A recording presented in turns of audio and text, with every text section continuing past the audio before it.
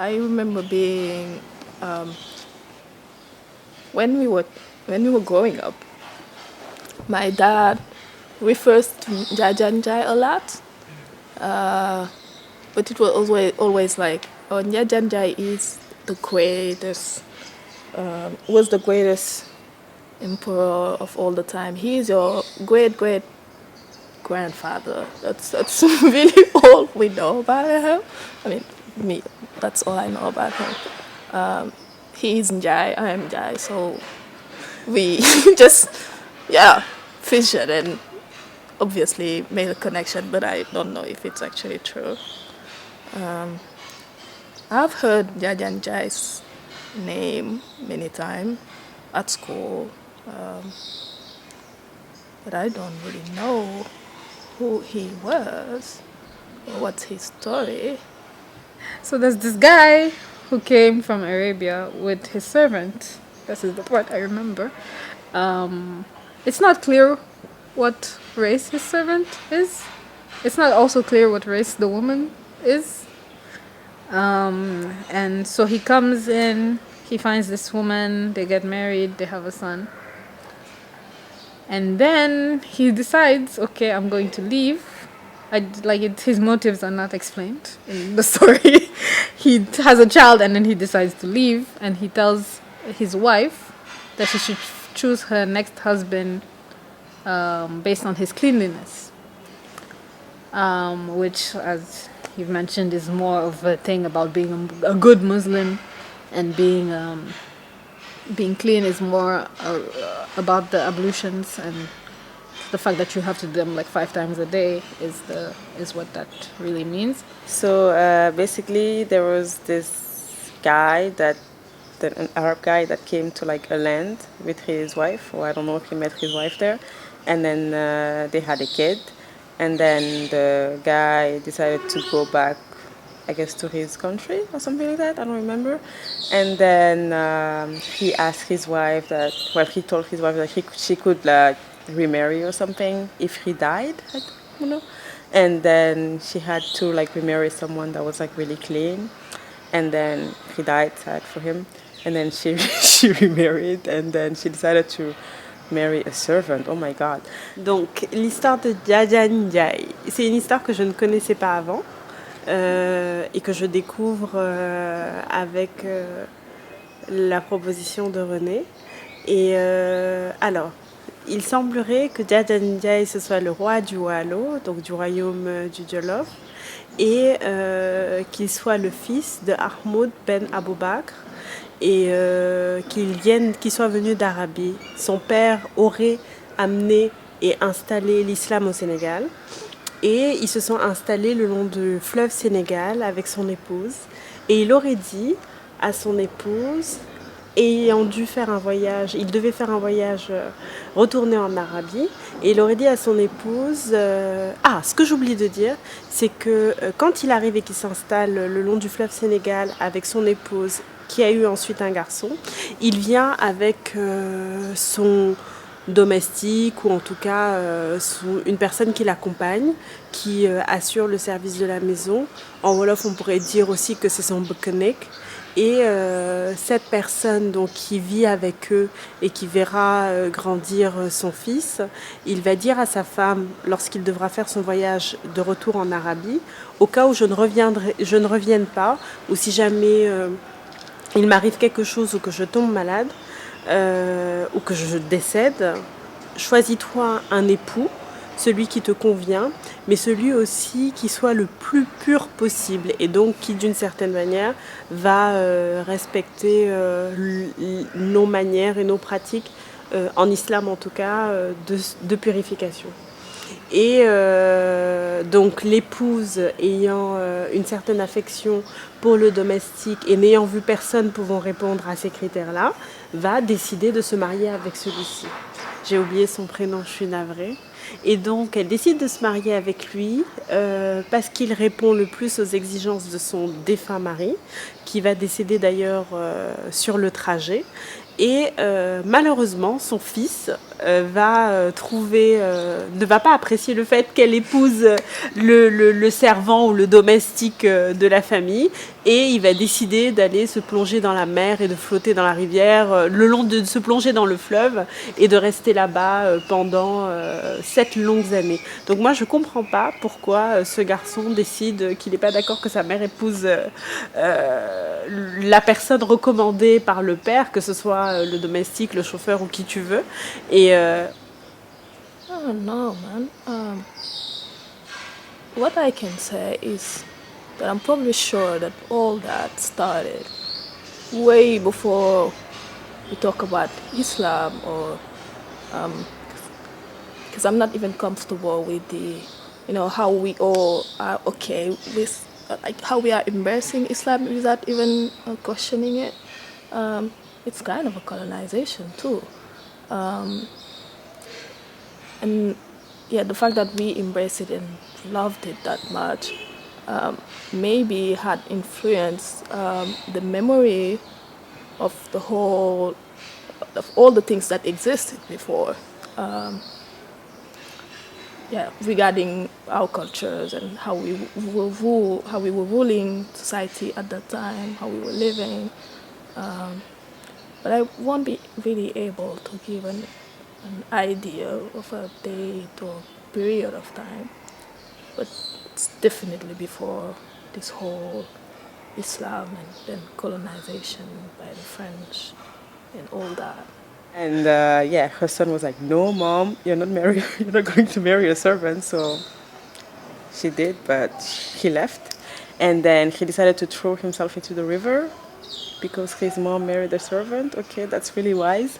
And he stayed there for like 7 years. So when this guy leaves, he dies. And so the wife decides that she's going to marry the servant because he is the one who is the most clean, I guess. When the son finds out about this, I don't know how much time has passed in between all these things. When the son, which we have to assume is like an adult, or actually that's more teenager behavior, I would say. So maybe he was like 15, let's say. He finds out when his mom decides to marry the servant, he's not okay with it because he's a servant. I think is what it says. And so he throws himself in the river. Oh, this is all happening in the Senegal River, the area. Yes. So he throws himself in this river and he stays in there for 7 years. And he's just floating, and I don't know, that part is kind of interesting to me because it's like he's in his despair, just floating in the water for 7 years. It's a very poetic part of the story.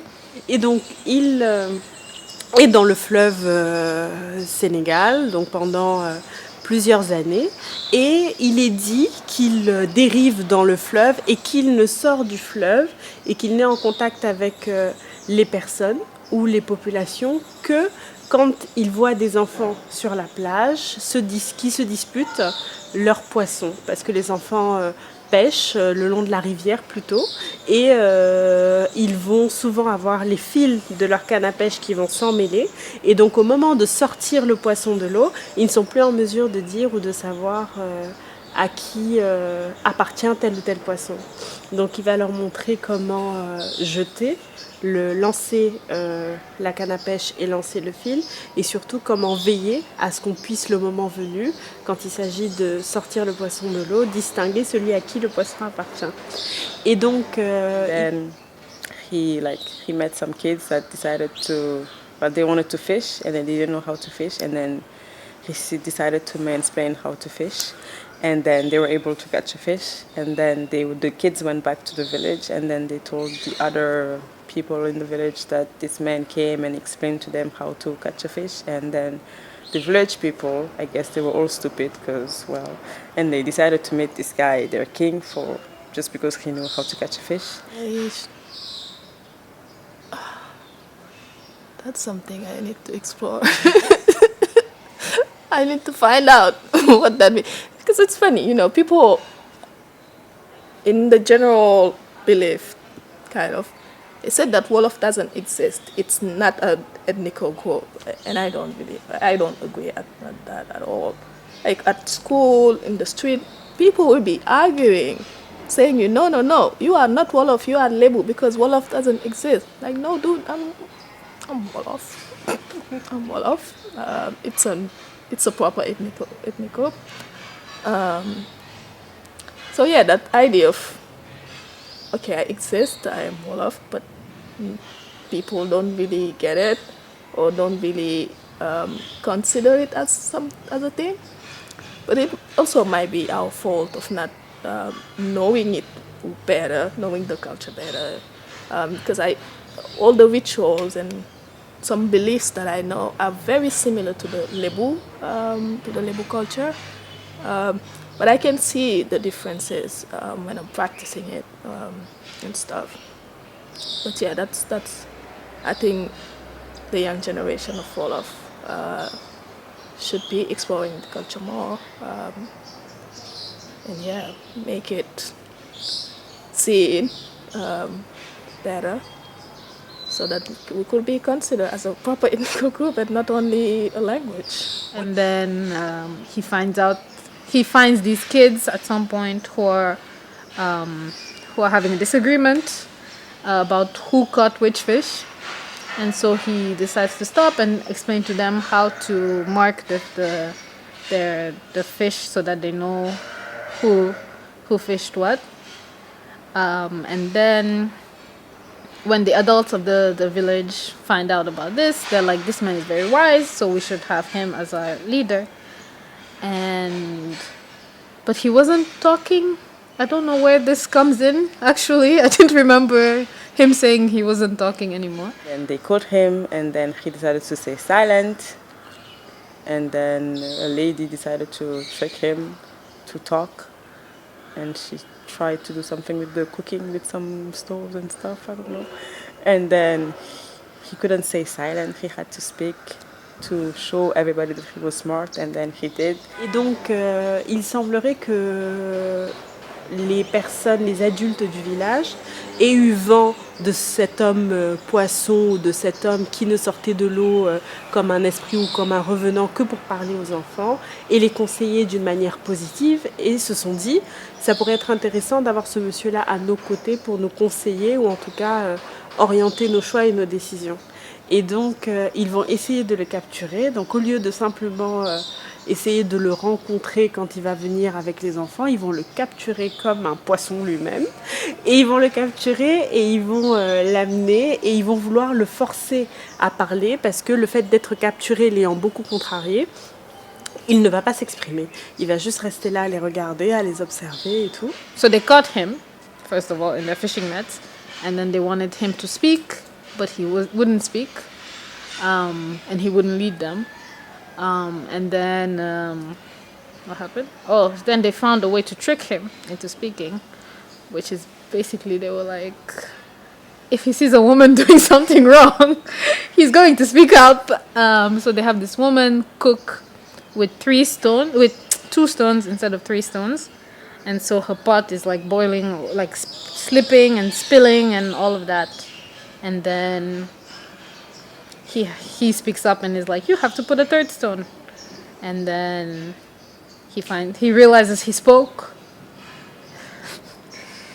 The need to correct the woman was overpowering. And so he decided he could speak after all to these people. That's making me think of the Serer. For example, I find them very strong in manifesting their being a Serer. Like, I'm really referring to a very particular group of people that I know. The textiles, the fabric that they use, and they are able to tell you where this is coming from, how has it been made, and stuff. A particular jewelry or any accessoire that they will use, they will be able to tell you the story of that. I think that's very strong, and that's for me one criteria of knowing of like being in a group and belonging to that group and knowing what everything you are doing or some type of things that you are doing have a meaning and that you are able to elaborate on that. Et puis, à un moment donné, une jeune femme, parce que bon, les femmes, quoi, elle a été beaucoup plus inspirée que ses chers messieurs. Et une jeune femme va se dévouer et se proposer de faire la cuisine.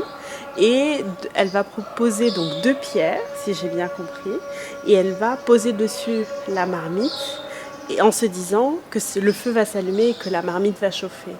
Malheureusement, elle va rester comme ça un moment. Je pense qu'elle a délibérément choisi de ne pas mettre la 3e pierre pour s'assurer que quelqu'un allait intervenir. Et ce jeune Djadjanjai va intervenir en lui disant il manque une 3e pierre et il faut mettre une 3e pierre pour que ça puisse prendre. Et là, il va se rendre compte qu'il a parlé, qu'il s'est exprimé, et il va finir par accepter de parler. This guy became the leader of the Wolof, the first leader of the Wolof, because apparently they didn't have leaders before when they were doing all of this. Who decided that they should trick him? Oh, yeah, anyway, they didn't have a leader. Now he's their leader, and that's how the Wolof people were born.